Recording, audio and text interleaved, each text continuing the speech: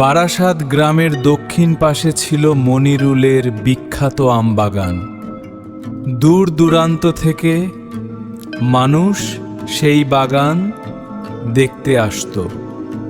বাগানটি এতই সুন্দর আর পরিষ্কার ছিল যে সবাই একে বিশুদ্ধ বাগান বলে ডাকত। সারি সারি আম গাছ, সবুজ ঘাস, পরিষ্কার পথ আর মিষ্টি আমের ঘ্রাণে পুরো জায়গাটা যেন স্বর্গের মতো লাগা।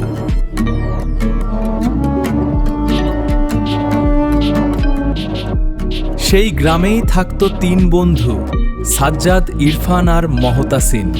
তারা ছোটবেলা থেকেই খুব ভালো বন্ধু ছিল।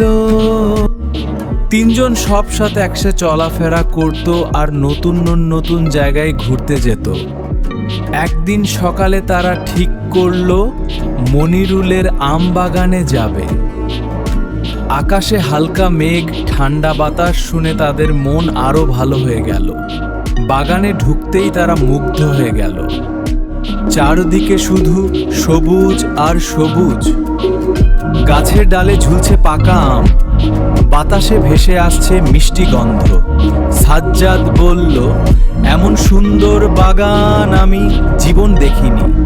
ইরফান বলল, দেখো কত যত্ন করে সব গাছ সাজানো হয়েছে।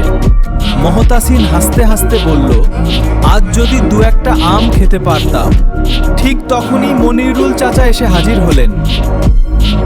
তিনি তিন বন্ধুকে দেখে, তোমরা যদি আমার বাগান সাহায্য করো তাহলে তোমাদের আম খেতে দেব। তিন বন্ধু রাজি হয়ে গেল। তারা শুকনো পাতা কুড়িয়ে এক জায়গায় জমা করলো, ভাঙা ডাল সরালো, আগাছা পরিষ জমা করলো আর গাছের চারপাশে মাটি ঠিক করে দিল।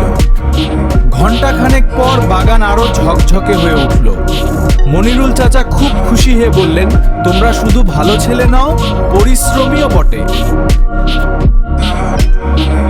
তারপর তিনি ঝুড়ি ভর্তি পাকা আম এনে তাদের দিলেন।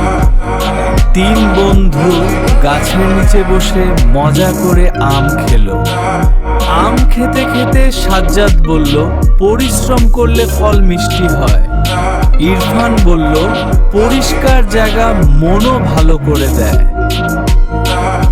মহতাসিন বলল, আজকের দিনটা আমি কখনো ভুলবো না। সেদিনের পর থেকে তিন বন্ধু প্রায় মনিরুলের বাগানে যেত। তারা বাগান পরিষ্কার রাখত আর মনিরুল চাচার কাজে সাহায্য করত। বারাসাত গ্রামের মানুষও বুঝলো, তাই মনিরুলের আম বাগান আজও গ্রামের গর্ব আর তিন বন্ধুর স্মৃতির জায়গা হয়ে আছে।